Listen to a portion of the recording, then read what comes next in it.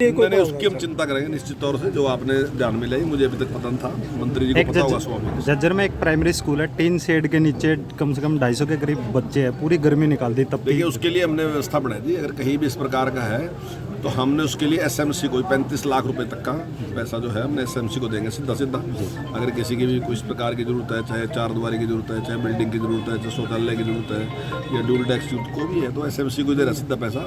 जैसा प्राइमरी बताया तो उसका तो सारा काम भी 35 में हो सकता है। बिल्डिंग के प्रदर्शन को कैसे देखते हैं आप? लगातार कल भी प्रदर्शन हुआ, दिल्ली में भी गिरफ्तारियां हुई, कैसे विषय तो नहीं है ना, कोई भी विषय नहीं है कोई भी जिसमें प्रदर्शन किया जाए। केवल एक है कि भाई जिसको वो सबसे बड़ा मानते हैं कि भाई वही सब कुछ है पार्टी की, वो कानून से ऊपर है, वो ऐसा इस प्रकार की सोच उनकी है। तो मैं समझता हूँ गलत सोच है। अगर मुकदमा दर्ज भी आया था तो 2012 में आया था, कोर्ट के द्वारा आया था, हमने कोई मुकदमा दर्ज नहीं किया, उसकी इंक्वायरी करा रहे। कोई भी आदमी अगर कानून नहीं मानेगा तो उसको भुगतना पड़ेगा, जो आम आदमी है। राहुल गांधी कह रहे हैं ईडी को कठपुतली की तरह नहीं सर जी धन्यवाद। कॉमनवेल्थ में मेडल ला रहे हैं, बहुत बहुत शुभकामनाएं, बहुत बहुत बधाई। और पूरे देश को, पूरे प्रदेश को इसी प्रकार की उम्मीद थी, और हमारे नौजवानों ने, हमारी लड़कियों ने, लड़कों ने भी इस प्रकार से देश का मान सम्मान बढ़ाया, और प्रदेश का, और विशेष करके झज्जर वालों ने कमाल ही कर दिया। आज तो झज्जर की जय जयकार है।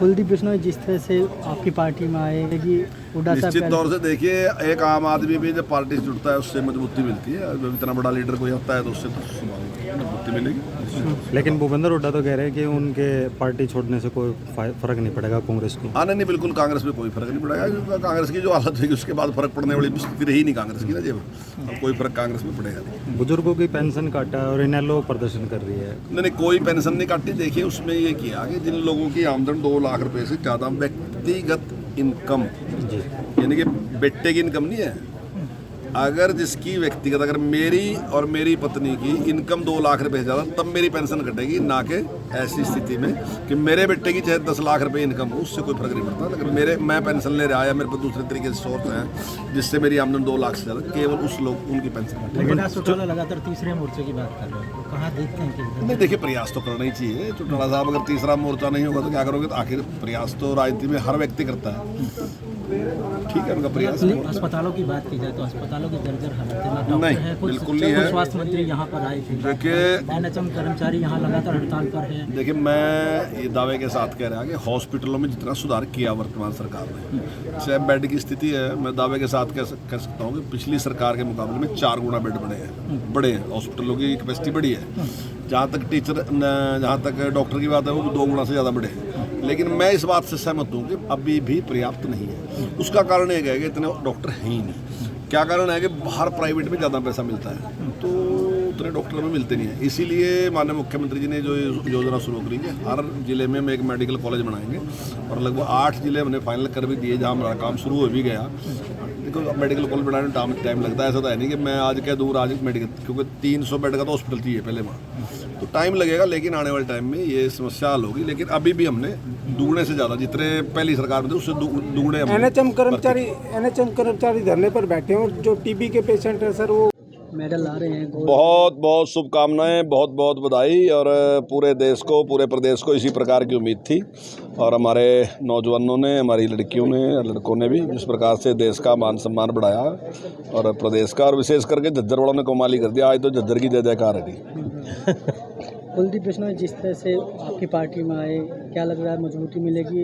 निश्चित तौर से देखिए, एक आम आदमी भी जब पार्टी से जुड़ता है उससे मजबूती मिलती है। जब इतना बड़ा लीडर कोई आता है तो उससे तो स्वाभाविक है मजबूती मिलेगी, निश्चित तौर से। हाँ नहीं, बिल्कुल कांग्रेस में कोई फर्क नहीं पड़ेगा, क्योंकि कांग्रेस की जो हालत हुई उसके बाद फर्क पड़ने वाली स्थिति रही नहीं कांग्रेस की ना, जब अब कोई फर्क कांग्रेस में पड़ेगा नहीं। बुजुर्गों की पेंशन काटा और इनेलो प्रदर्शन कर रही है। नहीं, कोई पेंशन नहीं काटी। देखिए उसमें ये किया कि जिन लोगों की आमदन 2 लाख रुपए से ज़्यादा व्यक्तिगत इनकम, यानी कि बेटे की इनकम नहीं है, अगर जिसकी व्यक्तिगत, अगर मेरी और मेरी पत्नी की इनकम 2 लाख रुपए से ज़्यादा, तब मेरी पेंशन कटेगी, ना कि ऐसी स्थिति में कि मेरे बेटे की चाहे 10 लाख रुपए इनकम हो, उससे कोई फर्क नहीं पड़ता। लेकिन मैं पेंशन ले रहा, या मेरे पास दूसरे तरीके से सोर्स हैं जिससे मेरी आमदन 2 लाख से ज़्यादा, केवल उस लोग उनकी पेंशन काटेगी। लगातार तीसरे मोर्चे की बात कर रहे हैं, तो कहाँ देखते हैं कि नहीं, देखिए प्रयास तो करना ही चाहिए चौटाला साहब। अगर तीसरा मोर्चा नहीं होगा तो क्या करोगे? तो आखिर प्रयास तो राजनीति में हर व्यक्ति करता है, तो ठीक है उनका प्रयास मोर्चा। अस्पतालों की बात की जाए तो अस्पतालों की जर्जर हालत है। नहीं, बिल्कुल नहीं है। स्वास्थ्य मंत्री यहाँ पर आए थे, देखिए एनएचएम कर्मचारी यहाँ लगातार हड़ताल पर है। देखिए मैं ये दावे के साथ कह रहा कि हॉस्पिटलों में जितना सुधार किया वर्तमान सरकार ने, चाहे बेड की स्थिति है, मैं दावे के साथ कह सकता हूँ कि पिछली सरकार के मुकाबले में 4 गुना बेड बड़े हैं। हॉस्पिटलों की कैपेसिटी बड़ी है। जहाँ तक डॉक्टर की बात है वो भी 2 गुना से ज़्यादा बड़े हैं। लेकिन मैं इस बात से सहमत हूँ कि अभी भी पर्याप्त नहीं है।